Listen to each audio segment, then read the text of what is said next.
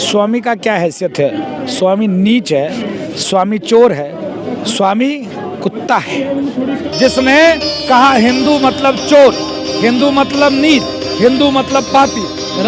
प्यारे दोस्तों नमस्कार, मैं रिपोर्टर राहुल आंधी आपके साथ वर्तमान से लोग मौजूद हैं अयोध्या पर हम एक ऐसे महंत ऐसे राजू दास जी से बात करने जा रहे हैं जो लगातार अपने बयानों के साथ चर्चा में बने रहते हैं। जो भी कोई बयान आता है, किसी भी बयान हो, ज़्यादातर देखा जाता है कि इनकी क्रिया और प्रतिक्रिया समय समय पर देखने को मिलती रहती है। तो हमारे साथ बात करने के लिए जुड़ेंगे। सर आपका बहुत स्वागत है। आपका शुभ नाम? राहुल आंधी जी। आपने कहा राहुल आंधी जी, आपने गजब आंधी चला दिया है जी। पूरे देश में इसमें आंधी चल रही है। कौन सी?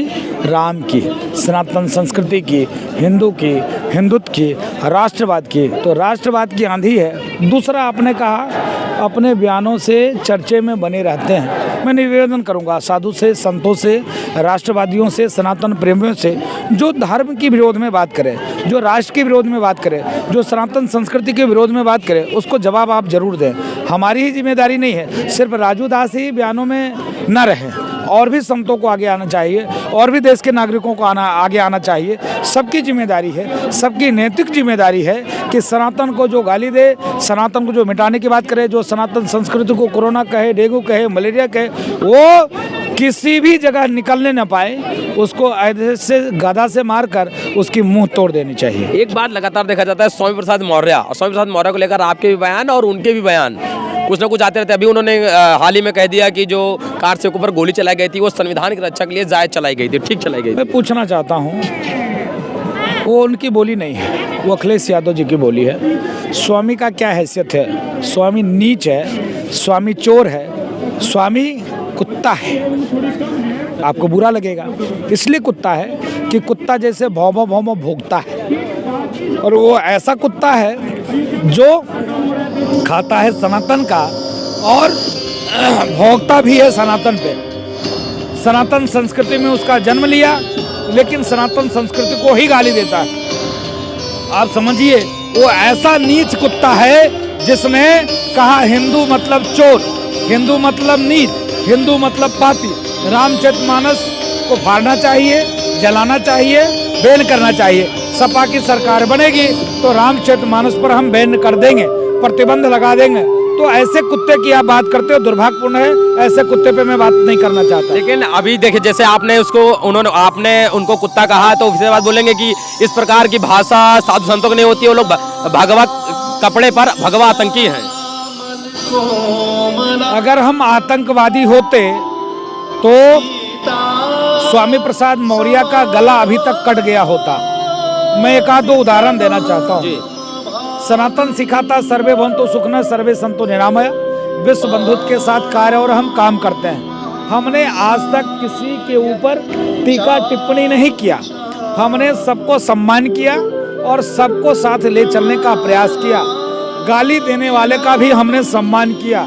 लेकिन भगवान श्री कृष्ण ने जब वह महापाप 100 हो गया तो गला काट दिया। हमारे पारब्रह्म परमात्मा भगवान श्री कृष्ण को इन लोगों ने चोर कहा, माखन चोर कहा, ग्वाला कहा, इन्होंने क्या क्या नहीं कहा। भगवान ने सब क्षमा किया।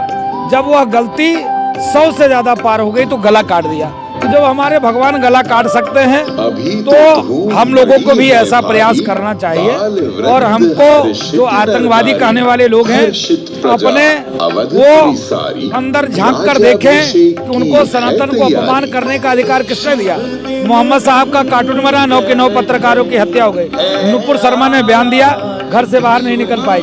उसका बयान का जो समर्थन किया, कन्हैया कुमार का गला कट गया, कमलेश तिवारी का गला कट गया। अभी तत्काल में एक बस ड्राइवर के साथ क्या दुर्व्यवहार इलाहाबाद में हुआ।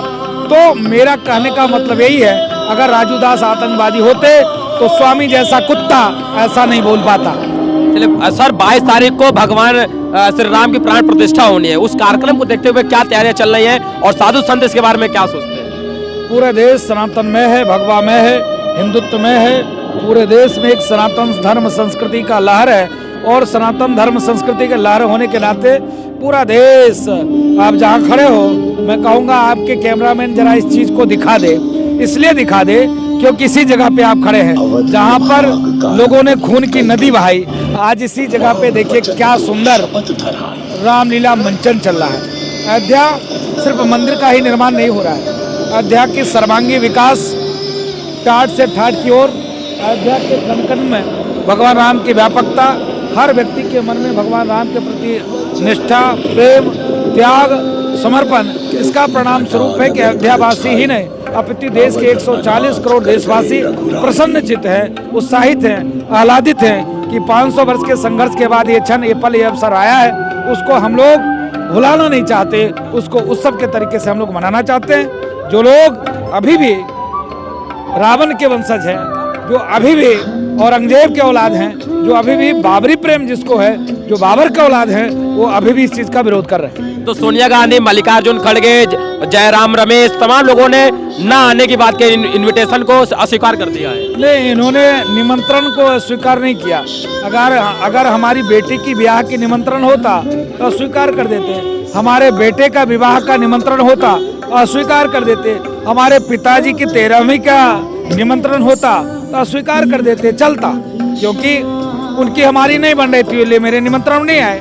भगवान राम सबके हैं, किसी दल के नहीं, किसी पार्टी की नहीं, किसी संप्रदाय की नहीं। और भगवान राम की वो मंदिर की प्राण प्रतिष्ठा का निमंत्रण था या ना कि व्यक्तिगत निमंत्रण था। उन्होंने भगवान राम को ठुकराया है, इसलिए उनका राम नाम सत्य हो जाएगा। चलिए, बहुत बहुत धन्यवाद।